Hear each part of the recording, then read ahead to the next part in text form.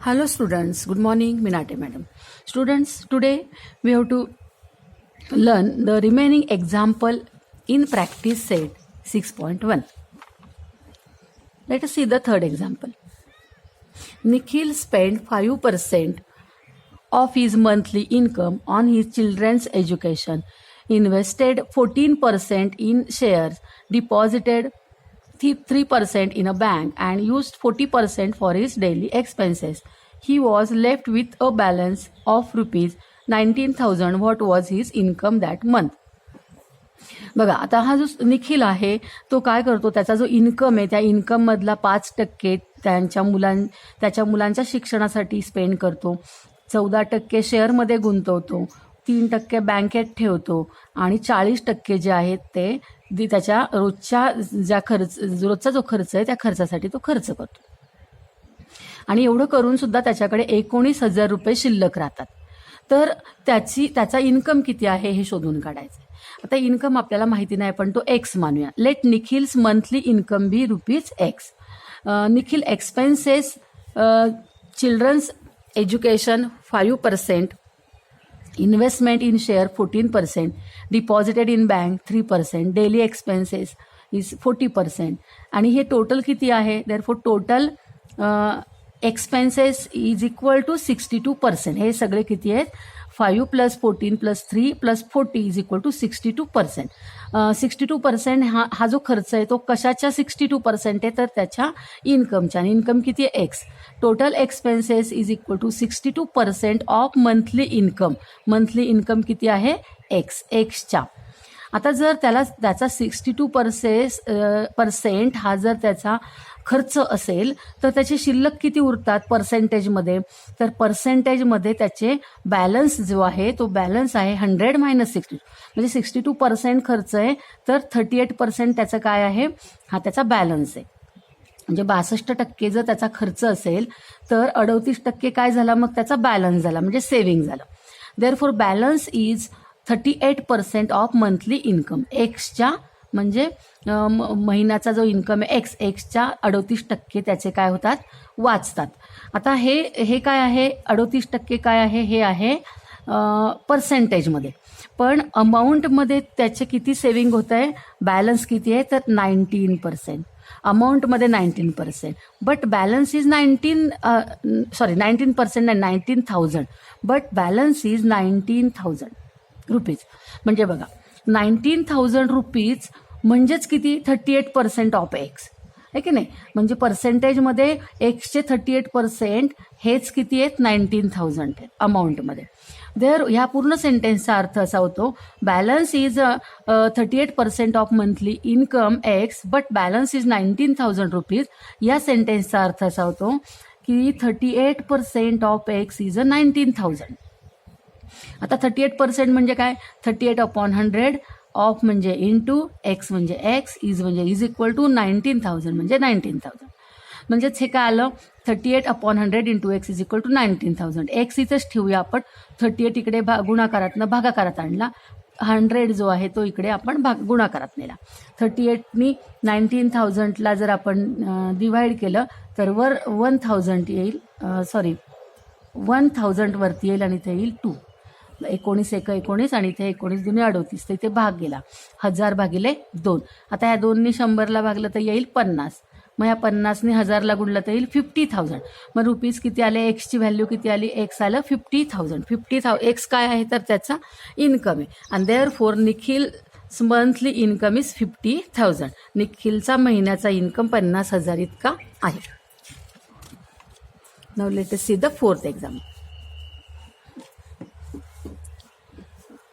Mr. Sayyad kept rupees 40,000 in a bank at 8% compound interest for 2 years. Mister सय्यदांनी काय केलंय? 2 वर्षासाठी 8% दराने 40,000 रुपये बँकेमध्ये कंपाऊंड इंटरेस्ट ठेवलेला आहे. कंपाऊंड इंटरेस्टच्या 8% दराने, कंपाऊंड इंटरेस्टच्या दराने 40,000 रुपये ठेवलेले 2 वर्षात.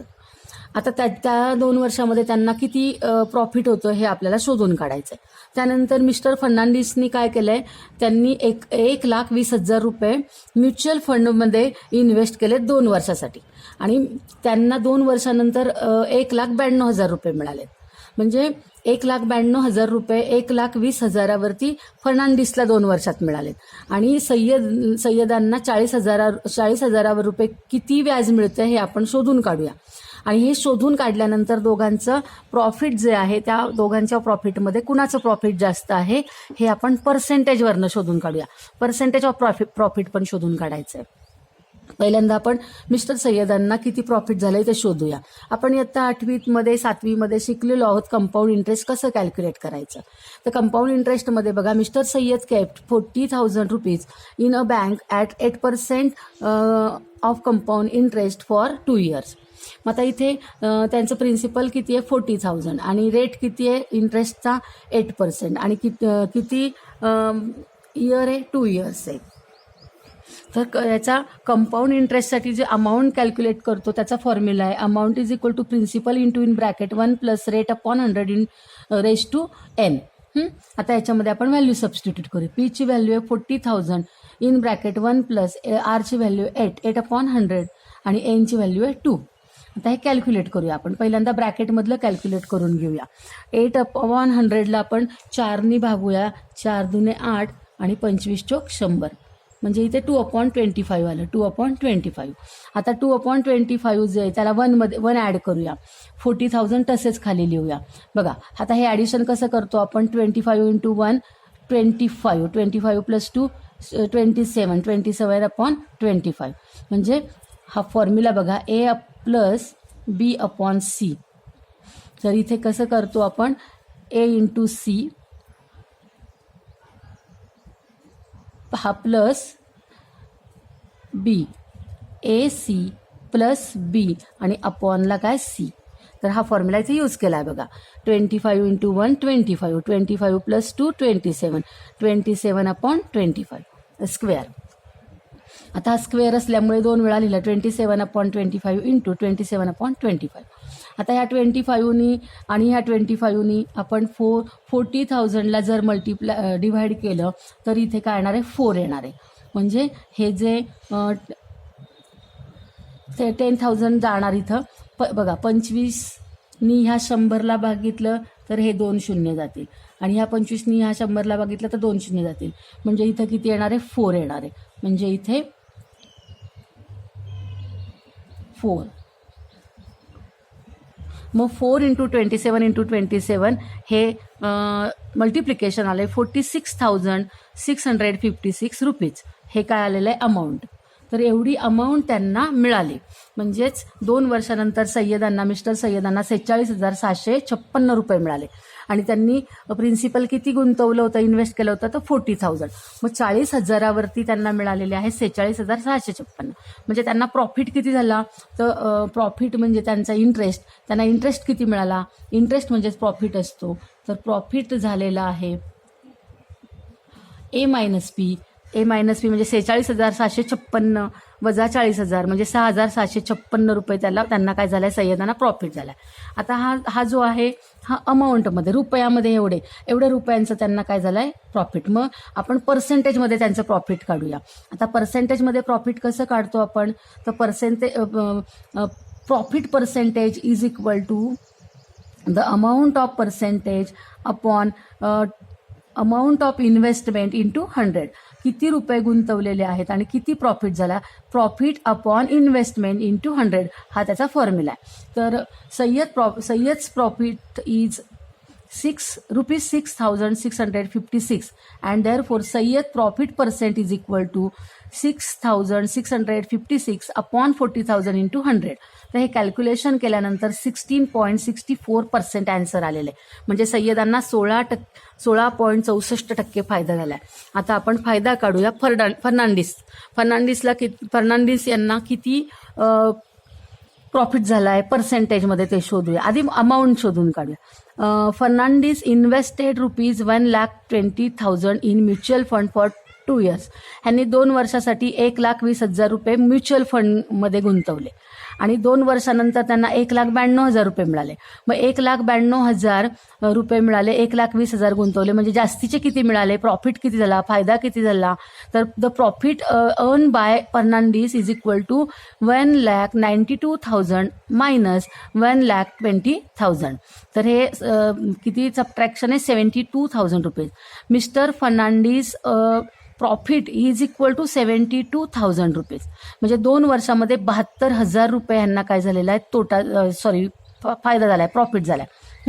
आता हा फायदा त्यांचा आपण कशात काढूया, पर्सेंटेजमध्ये काढूया. Fernandes profit percent is equal to 72,000 upon 1,20,000 into 100. ह्या फॉर्म्युला तुम्हाला माहितीच आहे. काय फॉर्म्युला आहे, profit percent is equal to amount of profit upon investment into 100. तर आता 72,000 भागिले 1,20,000 गुणिले 100. तर हे कॅल्क्युलेशन जर आपण केलं तर ते 60 येत आहे. किती येत आहे ते 60% एवढा प्रॉफिट फर्नांडिसला झाला आहे. आणि सय्यदना प्रॉफिट झाला होता 16.64%. कुणाचा फायदा प्रॉफिट जास्त आहे, तर फर्नांडिसचा. Fernandes investment is more profitable.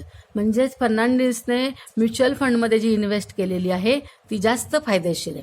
बघा, हे लक्षात घ्या की बँकेमध्ये आपण जी इन्व्हेस्टमेंट करतो ती इन्व्हेस्टमेंट आणि म्युच्युअलमध्ये इन्व्हेस्टमेंट करतो त्या इन्व्हेस्टमेंटमध्ये म्युच्युअल फंडची जो प्रॉफिट असतो तो नक्कीच जास्त असतो. फक्त फरक इतकाच असतो की बँकेतला जी इन्व्हेस्टमेंट आहे ती सेफ असते, सुरक्षित असते. म्युच्युअल फंडमधली जी असते ती रिस्क असते, कारण की तिथे तोटा पण होऊ शकतो. हा दोघांमध्ये फरक आहे. आणि हा फरक दाखवण्यासाठी हे एक्झाम्पल आपल्याला दाखवलेलं आहे की बँकेत कंपाऊंड इंटरेस्टच्या मध्ये जर आपण सेव्हिंग केलं किंवा म्युच्युअल फंडमध्ये जर सेव्हिंग केलं सेम वर्षासाठी, तर आपल्याला फायदा कुठे होऊ शकतो, तर आपल्याला म्युच्युअल फंडमध्ये, मोस्टली म्युच्युअल फंडमध्ये फायदा होऊ शकतो. पण काही पर्सेंट, अगदी 1-2% त्याच्यामध्ये आपल्याला तोटा होऊ शकतो. आणि चांगल्या जर कंपन्यांचे म्युच्युअल फंड्स असतील तर तिथे आपल्याला फायदा नक्कीच होऊ शकतो. Okay, now let us see the 5th example, means last example. Samira spent 90% of her income and donated 3% for socially useful causes.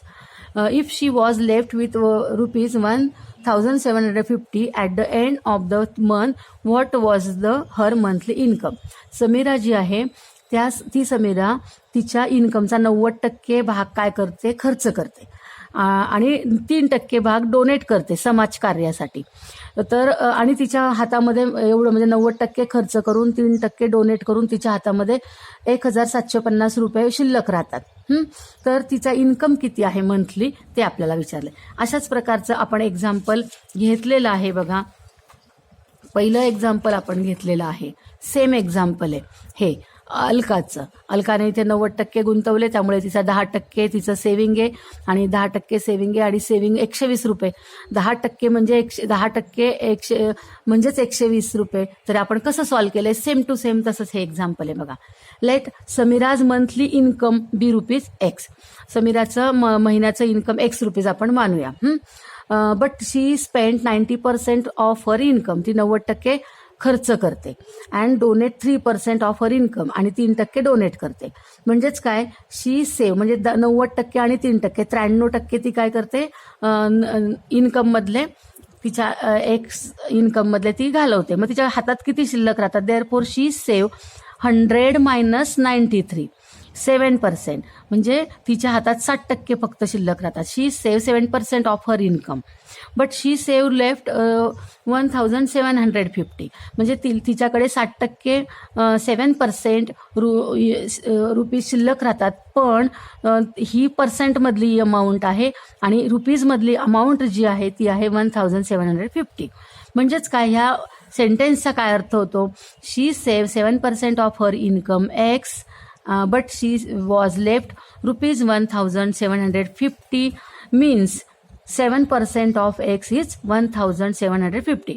याचा अर्थ असा होतो की Xचे 60% म्हणजेच 1,750. आता हा फॉर्म्युला तर तुम्हाला माहिती आहे, आपण हा फॉर्म्युला बघितलेला आहे. काय फॉर्म्युला आहे तो, तर X% of Y is Z, म्हणजे X/100 × Y is equal to Z. तोच हा फॉर्म्युला आहे. 7% ऑफ एक्स म्हणजे काय 7/100 into X is equal to 1750. आता 7/100 इकडे आणूया, 100 आणूया भागाकारातनं गुणाकारात आणि 7 आणूया गुणाकारातनं भागाकारात. एक्स इथेच राहिला. 1750 गुणिले 100 भागिले 7. तर याला 7नी जर याला आपण भागलं तर 250 येतं. 250 गुणिले 100 म्हणजे 25,000 रुपये. म्हणजे समीराचा इन्कम किती आहे? समीराज मंथली इन्कम इज ₹25,000. म्हणजे समीराचा 25,000 हा इन्कम आहे. अशा पद्धतीने आपण प्रॅक्टिस सेट 6.1 काय केलेलं आहे? कम्प्लीट केलेलं आहे. स्टुडंट्स, तुम्हाला आजचं व्हिडिओ लेक्चर कसं वाटलं? आवडलं का?